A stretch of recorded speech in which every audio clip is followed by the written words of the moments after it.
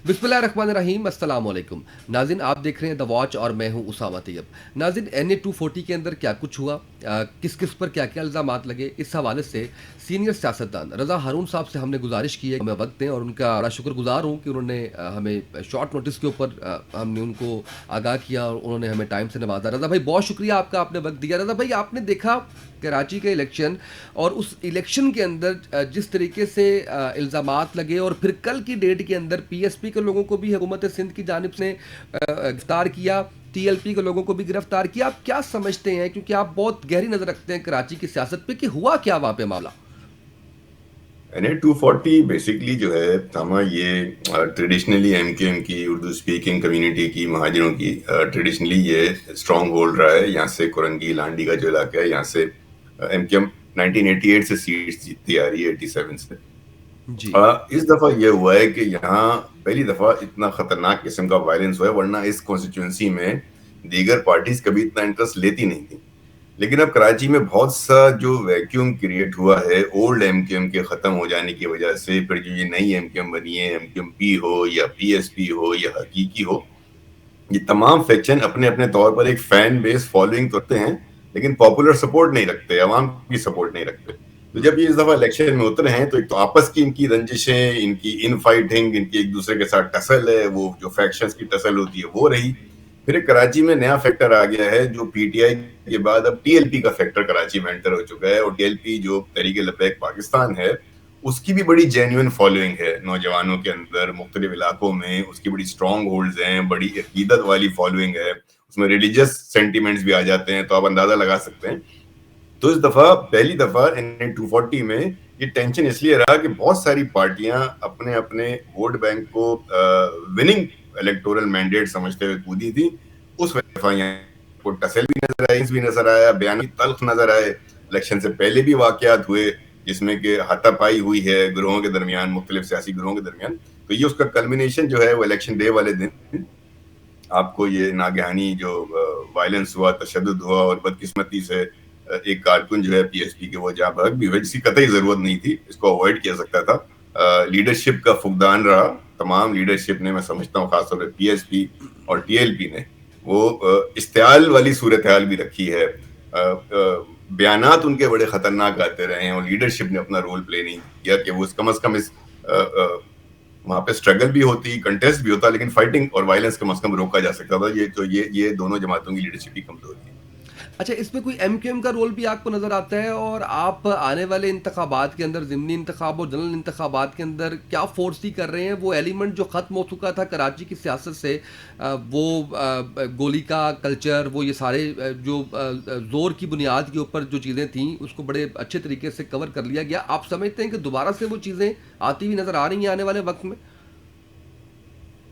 नहीं, मुझे मुश्किल लगता है, क्योंकि MKM जो खैर ये तो वो MKM ही नहीं है ना, ये PSP उस MKM को रिप्रेजेंट करती है ना, इवन MKM हकीकी आफाक साहब की जो है उस MKM की स्ट्रेंथ को रिप्रेजेंट करती है। उस MKM की एक बड़ी कामयाबी थी, नंबर वन ये है कि वो एक शख्स के गिर्द, एक लीडर के गिर्द जमा थे, तो वो बड़ा आसान था एक डिसिप्लिन को मेंटेन करना, पार्टी की ऑर्गेनाइजेशन को मेंटेन करना। ग्रास रूट लेवल पे पार्टी बहुत स्ट्रांग थी, मुख्तलिफ इलाकों में छोटे छोटे सेटअप यूनिट्स की शक्ल में, सेक्टर की शक्ल में तंजीमी सेटअप बहुत स्ट्रांग था, बड़ा स्ट्रांग डिसिप्लिन नेटवर्क था, मैसेजिंग कम्युनिकेशन का बहुत स्ट्रांग नेटवर्क था।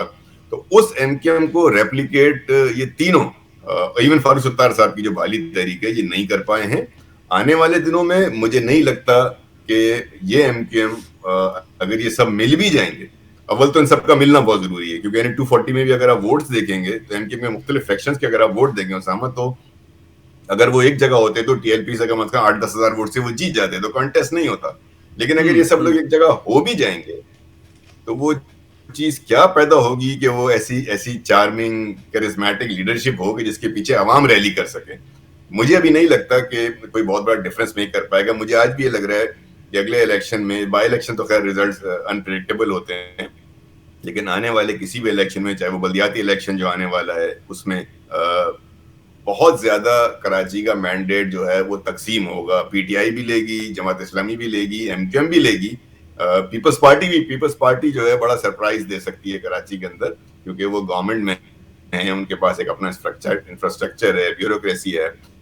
तो मुझे लगता है कि चार जमातों में कराची का मैंडेट شاید تقسیم ہو جائے گا اگر اس سے پہلے کوئی موضوعاتی طور پہ کوئی ایم کیو ایم جو ہے ایم کیو ایم میں تمام فیکشن کوئی ایسا کوئی ایونٹ کرتے ہیں جس سے کوئی موضوعاتی طور پہ ان کا ووٹر ان کی طرف لوٹ جائے، لیکن ایسا ہوتا مجھے نظر نہیں آ رہا۔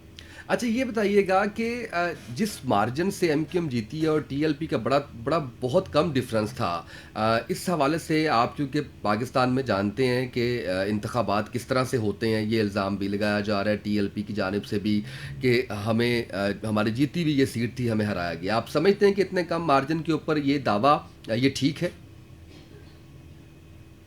میرے خیال میں دعویٰ ٹھیک ہے ٹی ایل پی کا، میں اس سے اگری کرتا ہوں، کیونکہ میں اس دن الیکشن ریزلٹس کو فالو کر رہا تھا تو میرے خیال میں 3 پولنگ اسٹیشن کے ریزلٹس آنے باقی تھے۔ اس وقت تک ٹی ایل پی کا پلڑ جو تھا تھوڑا بھاری تھا، لیکن آخری 3 پولنگ اسٹیشنز کے ریزلٹس تھوڑے عرصے کے لیے رکے ہیں۔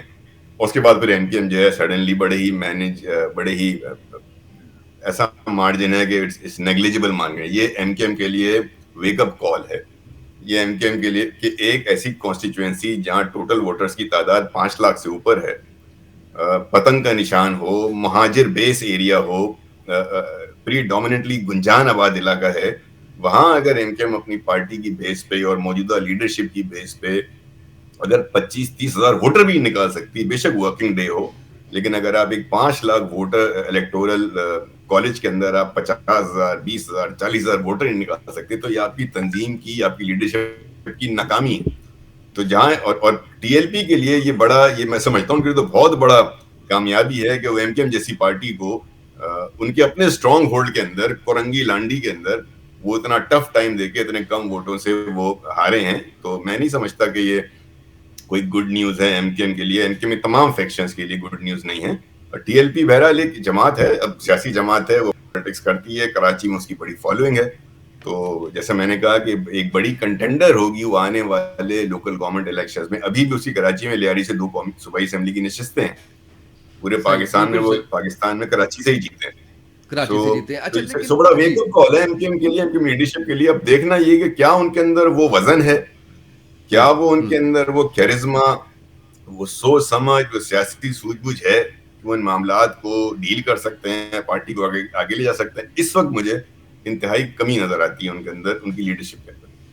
بالکل ٹھیک ہے۔ اچھا رضا بھائی مجھے یہ بتائیے گا کیا وجہ ہے کہ کراچی کی سیاست کے اندر یہ تشدد کا ایلیمنٹ کوئی بھی جاتا ہے وہاں پہ، جیسے ابھی آپ نے کہا کہ آپ سمجھتے ہیں کہ پی ایس پی اور ٹی ایل پی دونوں کی لیڈرشپ کا فقدان رہا وہاں پہ، حالانکہ میں نے ٹی ایل پی سے پوچھا، انہوں نے کہا ہم نے صرف ہوائی فائرنگ کی، وہ بھی صرف اپنی پروٹیکشن کے لیے۔ اچھا ہم نے پورے پاکستان میں کور کیا ٹی ایل پی کو، باقی نہیں دیکھا، وہاں پر جا کر یہ آخر ایسا کیوں ہوتا ہے؟ ایک وہ جو ایم کیو ایم کے اندر ایلیمنٹ تھا وہ کیا سب پارٹیز کا کراچی کا کلچر ایسا ہے؟ معذرت شاید تھوڑا اگر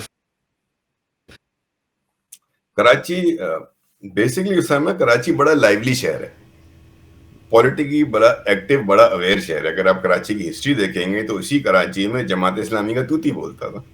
جماعت اسلامی نے 79 اور 83 میں عبدالستار افغانی صاحب تھے، وہ میئر منتخب ہوئے 2 دفعہ، اور تیسری دفعہ بھی 87 میں منتخب ہو جاتے، لیکن ایم کیو ایم بن گئی تھی۔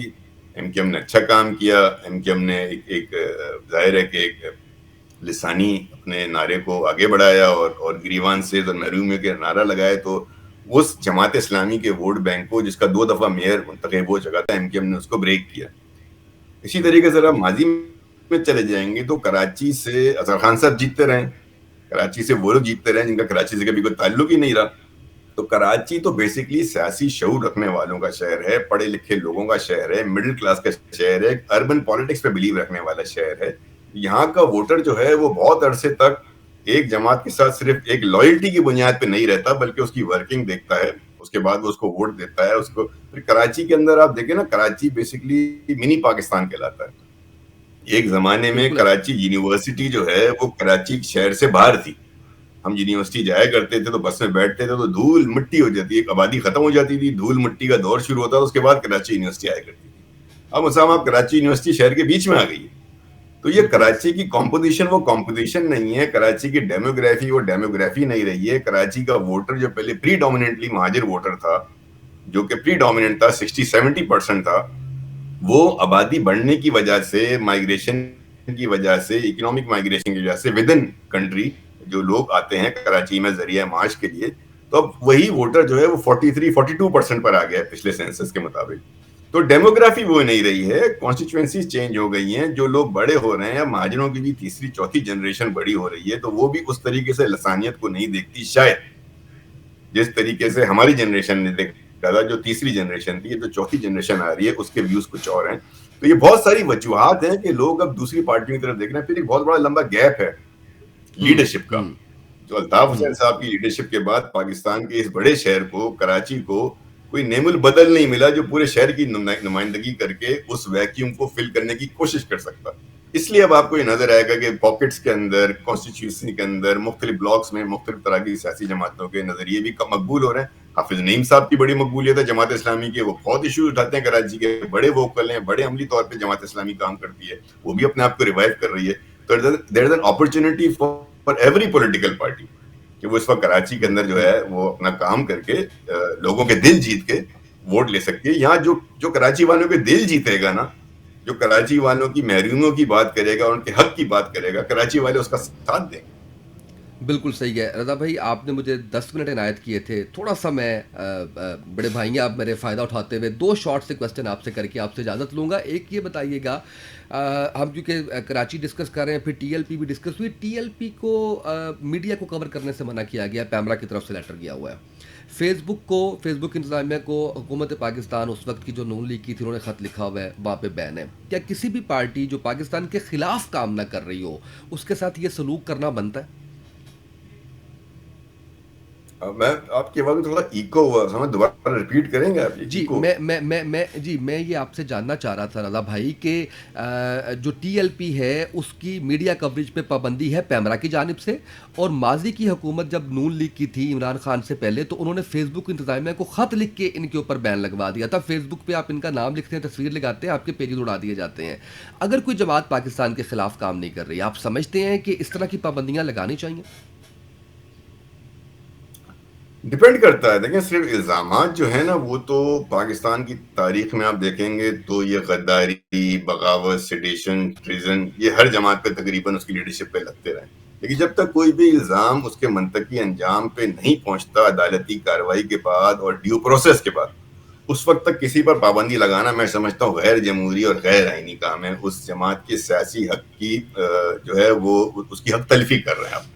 تو یا تو اگر الزامات ہیں اور ثبوت ہیں آپ کے پاس, تو آپ اس کو بالکل, اور اتنا سنگین الزام ہے اگر آپ کے پاس کسی بھی جماعت کے خلاف, چاہے وہ ایم کے ایم ہو, ٹی ایل پی ہو, جماعت اسلامی ہو, پیپلز پارٹی ہو, مسلم لیگ ہو, پی ٹی آئی ہو, ایون اگر سنگین نوعیت کا آپ الزام لگانا چاہتے ہیں اور لگاتے ہیں کہ آپ کے پاس ایویڈنس موجود ہیں, تو پھر آپ اس کو اس کے منطقی انجام تک پہنچائیں. جب تک آپ کے پاس وہ سہولت یا وہ ایویڈنس نہیں ہے, اس وقت تک میں سمجھتا ہوں ہر جماعت کو سیاسی یعنی اب ایکٹیویٹیز کی آزادی ہونی آپ چاہیے. میں اس الیکشن چیز کے ظاہری طور پہ خلاف ہوں کہ صرف آپ ایک بیان دے دیں, ایک خط لکھ دیں, اس کے بعد آپ اس کو پرسو نہ کریں, اور کچھ دنوں بعد جو ہے آپ یاد کریں پچھلے دنوں لاہور میں جو کچھ بھی ٹی ایل پی کو لے کر ہوا تھا, جب ان کا بڑا دھرنے ہوئے, 4 پولیس والے بھی شہید ہوئے, جاں بحق ہوئے, اس کے بعد کون لوگ ہو گئے تھے ٹی ایل پی کے لیے؟ آپ ذرا ماضی میں جائیں نا ٹی ایل پی کے لیے. کراچی سے مفتی منیب الرحمان سے, بڑا محترم نام ہے, مفتی منیب الرحمان نے ثالثی کا کردار کیا. عقیل کریم ڈیڈی صاحب کراچی کا بڑا نام ہے, بزنس کمیونٹی کے لیڈر ہیں, اس میں وہ 36 سامنے آئے. لوگ جو ہے وہ بشیر ٹی ایل فاروقی پی کے صاحب بھی شہید ہوئے. بشیر فاروقی صاحب سامنے آئے, جو سیلانی کے جو چیئر پرسن ہیں. یہ 3 معتبر نام آئے نا ٹی ایل پی کی طرف سے مصالحت کرنے کے لیے. تو اس کا مطلب ہے کہ یہ الزامات میں پھر یا جان نہیں تھی, یا یہ لوگ جو ہیں وہ غلط تھے. لیکن جن لوگ کا چہرہ آنے کے بعد سے میں سمجھتا ہوں بڑی لیجیٹمیسی ملتی ہے. تو یہ بڑا ضروری ہے ہمارے یہاں کہ اس طرح کے سنگین الزامات جو ہیں نا, وہ یا تو آپ عدالتوں میں ثابت کریں یا پھر اس کو لگانے سے گریز کریں. بالکل صحیح ہے. اور اگر ایسا کچھ ہوتا تو پھر الیکشن کنٹیسٹ کرنے کی اجازت کیسے مل جاتی؟ رضا بھائی آپ کا کیا پلان ہے نیکسٹ سیاست کے حوالے سے؟ کوئی بھی اچھی چیز ہوگی, اور چونکہ 30-35 سال کا تجربہ ہے, اور اربن پالیٹکس کا تجربہ ہے, مڈل کلاس پالیٹکس کا تجربہ ہے, اور خاص طور پر لوکل گورنمنٹس کو لے کر کے, شہری سیاست کو لے کر تجربہ ہے, تو یہ تجربے کے ساتھ میں ویٹ کروں گا کہ کوئی اچھی اپرچونٹی آئے, کوئی اچھی ایکویشن آئے, کوئی اچھا پلیٹ فارم آئے جس پلیٹ فارم سے ہم خدمت کر سکیں. تو اب میری خواہش ہوگی کہ اب یہ جتنا تجربہ ہے, تمام چیزیں ہیں, جو بھی نالج ہے, میں اس پلیٹ فارم کو اپنی خدمت کے لیے دوں, جہاں سے کہ ہم شہر کے لیے, شہریوں کے لیے, پاکستان کے لیے کوئی بہتر کام کر سکیں. تو آئی ایم اوپن. بالکل لوگوں نے رابطہ بھی کیا ہے, لوگوں نے بات چیت بھی کی ہے, مختلف سیاسی جماعتوں نے کانٹیکٹ کیا ہے. تو ہم دیکھ رہے ہیں کہ کہاں ہماری بات جو ہے وہ شہر کے حوالے سے کراچی شہر کے ایشوز کے حوالے سے کون ہمارے ساتھ ہم آہنگی کرتا ہے. تو انشاءاللہ ضرور سیاست تو کرنی ہے, سیاست سے تو فرار نہیں ہے. بالکل صحیح, بہت شکریہ آپ کا رضا بھائی. ناظرین, رضا ہارون صاحب موجود تھے, سینئر سیاستدان, ماضی میں بڑے اہم عہدوں میں رہے, نہ صرف پاک سرزمین پارٹی کے ساتھ بلکہ ایم کیو ایم کے ساتھ بھی, اور بڑے اچھے سے انہوں نے کراچی کی پالیٹکس پر روشنی ڈالی ہے. آج کے اس پروگرام سے اتنا ہی, اجازت دیجیے, اللہ حافظ.